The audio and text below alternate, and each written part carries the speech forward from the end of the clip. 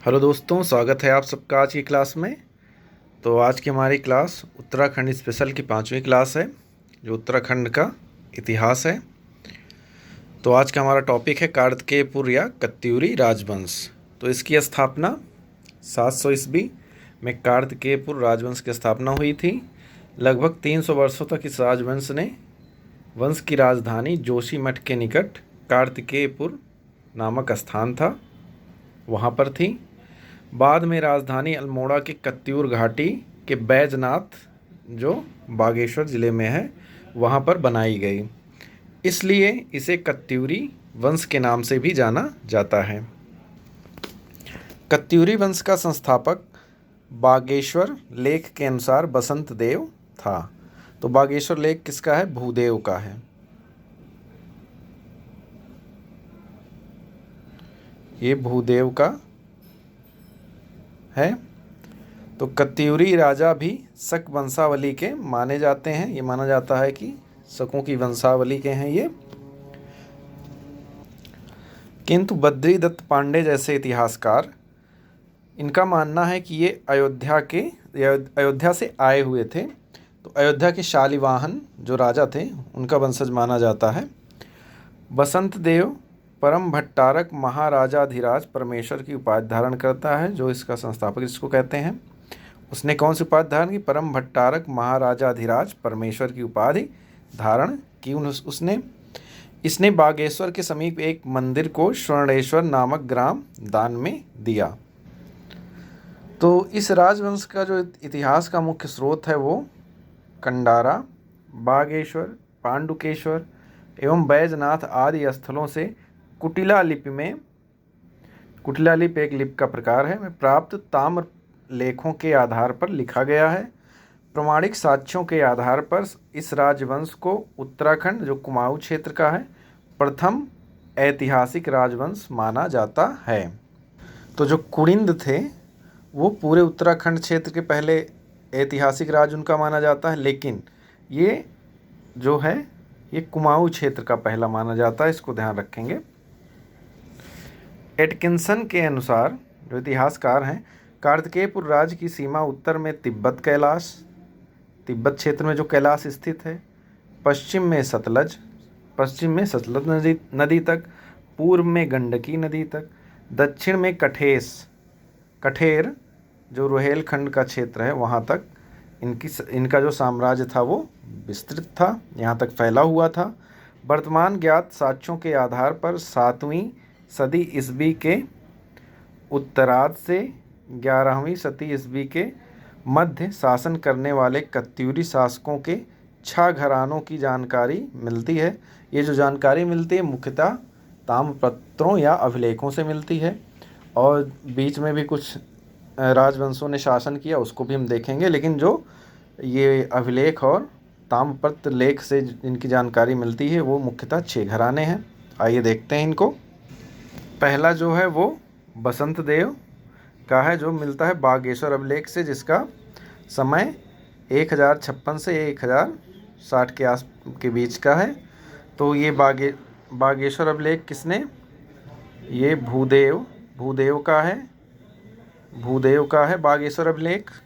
फिर इसी बागेश्वर अभिलेख से सबसे पहले बसंत देव के वंश की जानकारी मिलती है। बसंत देव के बाद जो है नाम है वो अपठनीय है, जिनको पढ़ा नहीं जा सका। फिर जो दूसरा घराना आता है वो खरपर देव का है। इनकी भी जानकारी बागेश्वर अभिलेख से मिलती है। तो खरपर देव हुए, उसके बाद कल्याण राजदेव हुए राजा, फिर त्रिभुवन राजदेव हुए खरपर देव वंश में। फिर उसके बाद आता है निम्बर देव का। तो निम्बर देव के वंश में जो तीसरा है, ये भी बागेश्वर व पांडुकेश्वर अभिलेख से इनकी जानकारी मिलती है। जो पांडुकेश्वर अभिलेख है, इसमें से जो कुल 4 अभिलेख हैं, इसमें 2 अभिलेख जो हैं वो ललित सूरदेव के हैं। किसके हैं? ललित सूरदेव के। तो इससे जो बागेश्वर और पांडुकेश्वर से मिलता है निम्बर देव वंश की जानकारी। इसके बाद ईष्टगण देव, निम्बर देव के बाद राजा हुआ। ईष्टगण देव के बाद ललित सूरदेव राजा हुआ। ललित सूरदेव के बाद भूदेव का नाम आता है राजाओं में। फिर उसके बाद आ जाता है सलोणादित्य घराना वंश। तो इसमें जो प्रमुख राजा हुए वो इच्छतदेव हुए, उसके बाद देशतदेव, पद्मदेव, सुभिक्षराज देव। तो इनकी जानकारी हमें किन से मिलती है? सलोणादित्य वंश की पांडुकेश्वर ताम्रपत्र से मिलती है। तो अभी हमने देखा कि जो बागेश्वर है वो ललित सूर्यदेव, ये बागेश्वर अभिलेख, और भूदेव ये ये जो बागेश्वर है वो भूदेव का है, और ललित सूर्यदेव का क्या है? पांडुकेश्वर है। ललित सूर्यदेव का पांडुकेश्वर, ललित सूर्यदेव का पांडुकेश्वर अभिलेख हुआ। फिर इसी पांडुकेश्वर से सलोणादित्य राजवंश की जानकारी मिलती है। फिर इसके बाद क्या आता है? आसंतिदेव वंश आता है, आसंतिदेव। तो इसकी जानकारी जो है अभिलेखों से मुख्यतः नहीं मिलती, तो इसको हम आगे देखेंगे। उसके बाद जो अभिलेखों से जानकारी मिलती है लखनपाल, पाल वंश की। इसके शासक मुख्य जो हैं लखनपाल, इंद्रपाल, त्रिभुवनपाल हुए। इनका जो है वैजनाथ गणनाथ अभिलेख से इनकी जानकारी मिलती है। फिर उसके बाद जो छठवां आता है वो जतबल देव वंश का, जिसकी जानकारी हमको कुलसारी अभिलेख से मिलती है। तो ध्यान रखेंगे किस अभिलेख से किस राजवंश की जानकारी मिलती है। बागेश्वर लेख में राजा बसंत देव के बाद शासक का नाम स्पष्ट नहीं है, जिसको हमने पहले भी चर्चा कर चुके हैं। लेकिन उसके बाद खरपर देव का नाम है। खरपर देव कन्नौज के राजा यशोवर्मन का समकालीन था। इसके बाद उसका पुत्र कल्याण राज शासक बनता है। कल्याण राज की पत्नी का नाम लद्धा देवी था। इसको याद रखेंगे चूँकि क्वेश्चन आए हुए हैं। फिर त्रिभुवन राज जो है वो खरपर देव वंश का अंतिम शासक था। कौन था? त्रिभुवन राज। इसने परम भट्टारक महाराजाधिराज परमेश्वर की उपाधि धारण की थी। बागेश्वर लेख में इसके द्वारा किरात पुत्र के साथ संधि, तो किरातों के साथ जो संधि का उल्लेख है किसका है? वो त्रिभुवन राज। वह व्याघ्रेश्वर देवता मंदिर को इसने भूमदान दिया। तो इसने किरात पुत्र के साथ संधि की और व्याघ्रेश्वर देवता मंदिर को भूमि दान की चर्चा की गई है। तो जो नालंदा में प्राप्त अभिलेख है उसमें बंगाल के शासक धर्मपाल द्वारा गढ़वाल पर आक्रमण करने की चर्चा की गई है। संभवतः इसी आक्रमण के बाद कत्यूरी राज्य में खरपर देव वंश के स्थान पर निम्बर वंश की स्थापना हुई। तो ये लगाया जाता है अनुमान कि जो खरपर देव के बाद तीसरा जो वंश आता है घराना इस क्षेत्र में कत्यूरी राजवंशों में, तो वो निम्बर वंश का आता है। तो निम्बर देव जो था वो शैव मतावलंबी था। इसने जागेश्वर में विमानों की स्थापना करवाई। विमान क्या होते हैं? मंदिरों की एक संरचना होती है विशेष प्रकार की, जिनको आर्ट एंड कल्चर में हम पढ़ेंगे। तो वो निम्बर देव ने जागेश्वर में विमानों की स्थापना करवाई। निम्बर के बाद उसका पुत्र इष्टगण देव शासक बना। यह कार्तिकेयपुर राज्य का पहला शासक था जिसने संपूर्ण उत्तराखंड को एक सूत्र में बांधने का प्रयास किया। तो ये पहला शासक था कार्तिकेयपुर राज्य का। इसने जागेश्वर में क्या बनवाया? नौ दुर्गा, महिषमर्दिनी, लकुलीश, नचराज मंदिर, ये मंदिरों का निर्माण इसने जागेश्वर में कराया।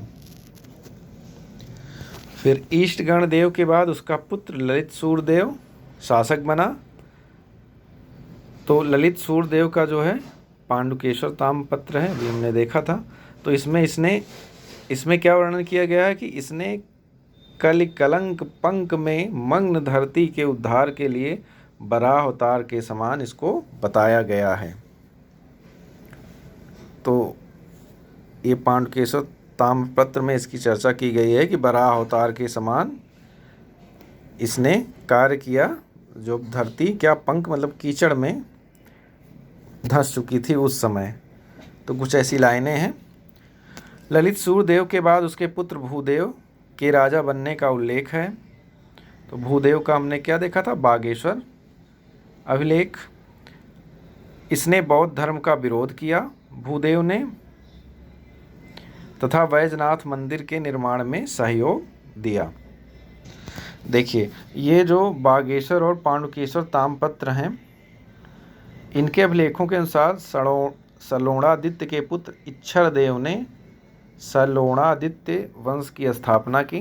तो ध्यान देंगे, जो मुख्य सलोणादित्य वंश की स्थापना का श्रेय जाता है वो इच्छर देव को जाता है, इच्छर देव या इच्छत देव, और सलोणादित्य इनके पिता थे। तो लेकिन मुख्यतः जो स्थापना का श्रेय है वो इच्छर देव को है।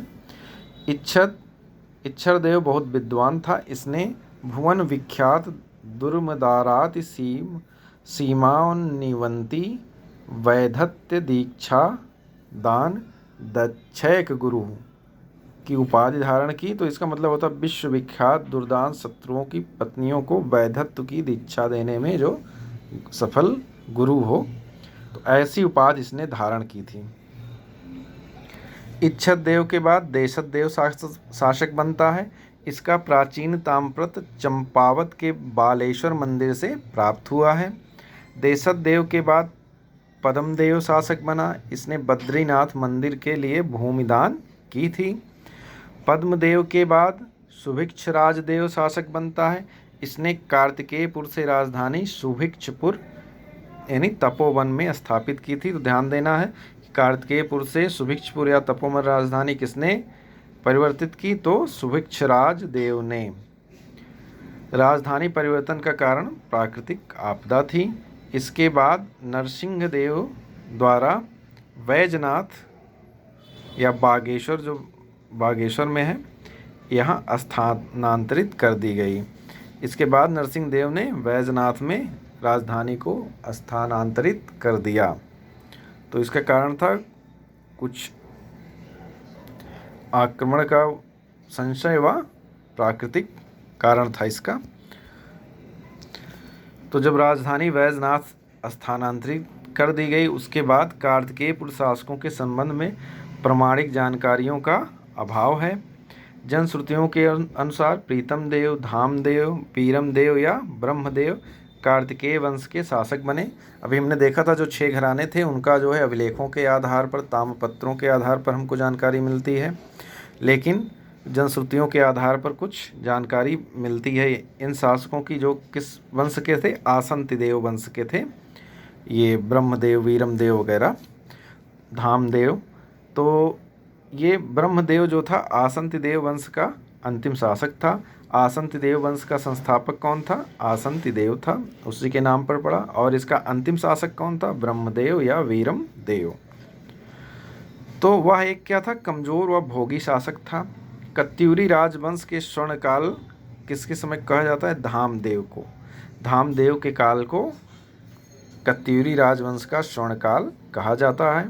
कत्यूरियों की प्रसिद्ध नृत्यांगना छमुना पातर थी, इनकी प्रसिद्ध नृत्यांगना थी। वीरमदेव या वीरदेव की मृत्यु के बाद कत्यूरी साम्राज्य उसके परिवार के धड़ों व ठकुराइयों में बंट गया। ये छोटे राज डोटी, अस्कोट, बारामंडल, द्वारहाट और लखनपुर थे। गढ़वाल में अनेक गढ़ों के रक्षक स्वयं राजा बन गए। तो इसके बाद क्या हुआ कि अनेक छोटे छोटे गढ़ बन गए और उनके स्वतंत्र शासक बन गए। कार्तिकेयपुर राजाओं का पूर्वज राजा वही शालिवाहन जो भी हमने अभी बताया था को माना जाता था। इन राजाओं के पूज्य देवता कार्तिकेय थे, उसी नाम पर कार्तिकेयपुर रखा गया। इनकी राजभाषा संस्कृत थी तथा लोक भाषा पाली थी। तो राजभाषा संस्कृत और लोक भाषा पाली थी। यहाँ के शासक गिरिराज चक्र चूड़ामणि की उपाधि भी धारण करते थे। तो यहाँ के जो शासक थे गिरिराज चक्र चूड़ामणि की उपाधि धारण करते थे। राजकुमारों की उपाधि रजबार, अधिकतर राजकुमारों को रजबार की उपाधि दी जाती थी। पांडुकेश्वर अभिलेखों में राजपुत्र और राजन्यक पदों का उल्लेख आया है। राजपुत्र का जो शाब्दिक अर्थ है वो राजा का पुत्र होता है तथा राजन्यक किसी राज्य के क्षत्रिय उत्तराधिकारी को कहा जाता था और राजन्यक को राजकुमार भी माना जाता था। थोड़ा इनकी प्रशासनिक व्यवस्था देखते हैं। तो कत्यूरी प्रशासन में राजा जो है वो सर्वोच्च था। कत्यूरी अभिलेख उपरिक, ठक्कुर, महासामंत, सामंत, प्रतिपाल जैसे पदाधिकारियों का उल्लेख करते हैं। ये पदाधिकारी कत्यूरी काल में प्रांत या भुक्ति जैसी इकाइयों के शासक रहे होंगे। और कत्यूरी प्रशासन में विषय या जिला जैसी इकाइयों का भी उल्लेख मिलता है।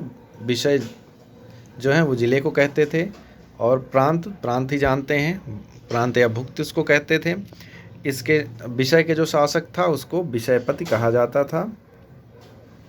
तो इस तरह हम देखते हैं प्रांत या भुक्ति के जो शासक हैं उनको ऊपरी, ठक्कुर, महासामंत, सामंत या प्रतिपाल कहते थे, और जो विषय या जिलों के होते थे उनको विषयपति कहा जाता था।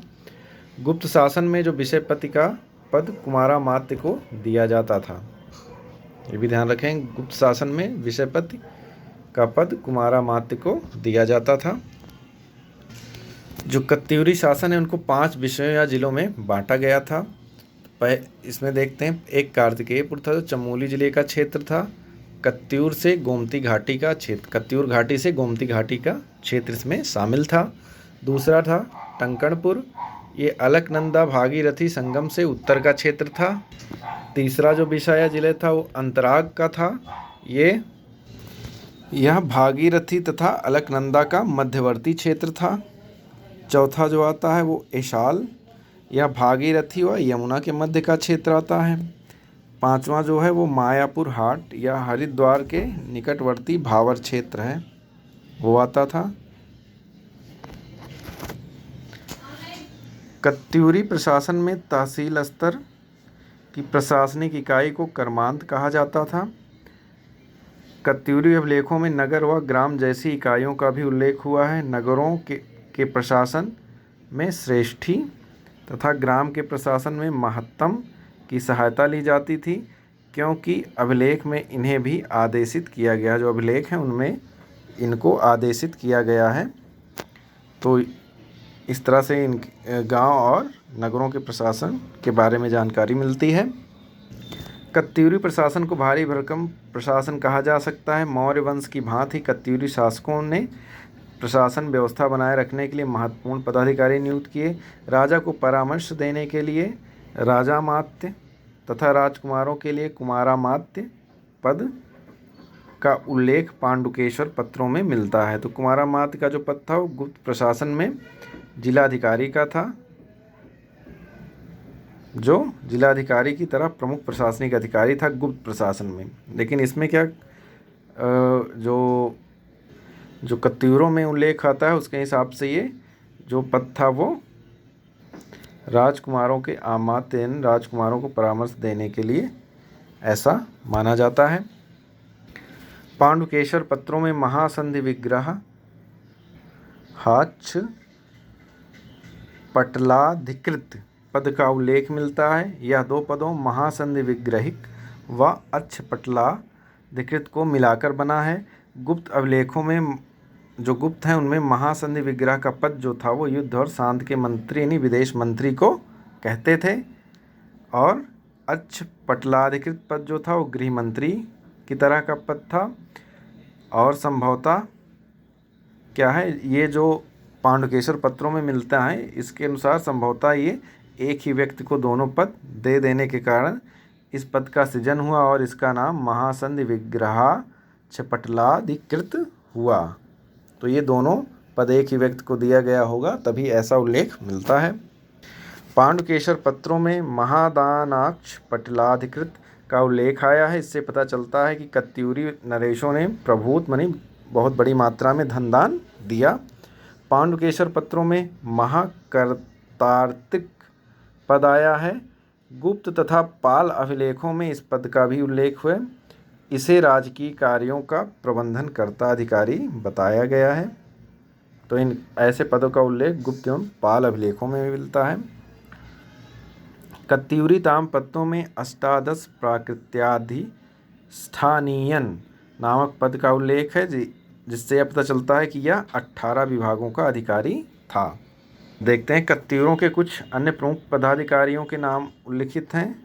एक है गमागमिक जो नगर में प्रवेश एवं निर्गमन के कार्य को देखता था।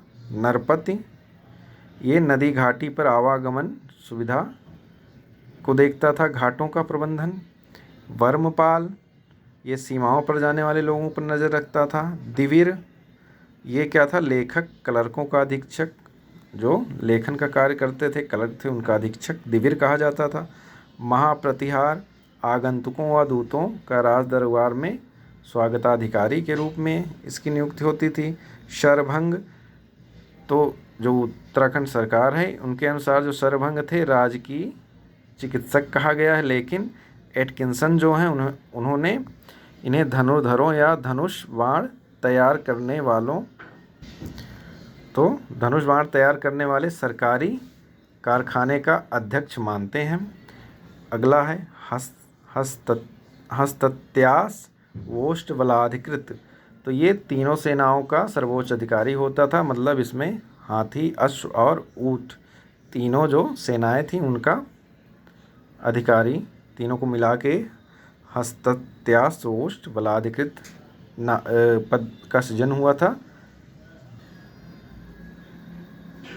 अगला है प्रांतपाल, ये सीमाओं की सुरक्षा हेतु सर्वोच्च अधिकारी था। घट्टपाल गिरद्वारों का रक्षक, पहाड़ी दुर्गों का रक्षक था, जैसे पहाड़ी दुर्गों के रक्षक को कोटपाल भी कहते थे। गौलमिक ये पैदल सेना का प्रमुख। किशोर वड वागो महिषाधिकृत यानी राजसी पशुओं को देखने वाला। वड गो मतलब गाय, महिष मतलब भैंस, तो इस तरह से जान सकते हैं कि ये क्या है, राजसी पशुओं को देखने वाला। दूतक एक पद था जो राजा का प्रतिनिधि था, दूत की तरह।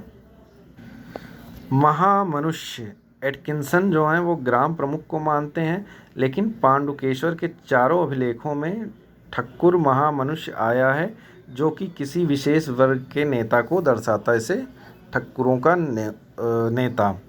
तो एटकिंसन क्या कहते हैं, ग्राम प्रमुख कहते हैं, लेकिन ग्राम प्रमुख के लिए महत्तर वगैरह का शब्द यूज किया गया है, तो ये हो सकता है किसी वर्ग विशेष के नेता के लिए, जो पांडुकेश्वर अभिलेख में उल्लिखित है। प्रमातर भूमि सर्वेक्षक, गुप्त काल में इन्हें प्रमात्र कहते थे। प्रमातर जो इसमें है कत्यूरी वंश में, उसको गुप्त काल में प्रमात्र कहते थे। शौल्किक जो है क्रय विक्रय की वस्तुओं पर शुल्क लगाने वाला अधिकारी होता था। अगला है हस्ति अश्व उष्ट बलाधिकृत, मतलब हस्ति बलाधिकृत, अश्व बलाधिकृत, उष्ट बलाधिकृत, ये क्रमशः हस्ति मतलब गज सेना, अश्व सेना, उष्ट मतलब ऊंट सेना का प्रमुख था। दांडिक जो है वो पुलिस की तरह अपराधियों को पकड़ने का अधिकारी था, तो ऐसे अधिकारी को दंडपासिक भी कहते थे, मतलब दांडिक और दंडपासिक। अगला है खड्गिक, तो ये तलवारधारी सैनिकों का प्रमुख होता था। तो कार्तिकेय राज्य की अर्थव्यवस्था का आधार कृषि एवं खनिज संपदा थी। कृषि वन खनिज संपदा। भूमि की माप का आधार बोए गए बीज की मात्रा थी। एक नाली भूमि 9 पाथा के बराबर होती थी, जिसमें 2 सेर बीज का उपयोग होता था। तो एक नाली भूमि में 2 सेर बीज जितने क्षेत्र में फेंका जाएगा वो एक नाली भूमि हुई। प्रभावतार कार्य भूमि की पैमाइश का अधिकारी होता था, जो और एक क्षेत्रपाल अधिकारी जो क्या था, राज्य में कृषि की उन्नति के लिए जिम्मेदार होता था। उपचारिक जो अधिकारी था भू अभिलेख हेतु जिम्मेदार होता था। खंडपति या खंड रक्षा स्थानाधिपति का कार्य खनिज एवं वन संबंधी उद्योगों की रक्षा करना था। खनिज और वन से संबंधित उद्योगों की रक्षा खंडपति या खंड रक्षा स्थानाधिपति करता था।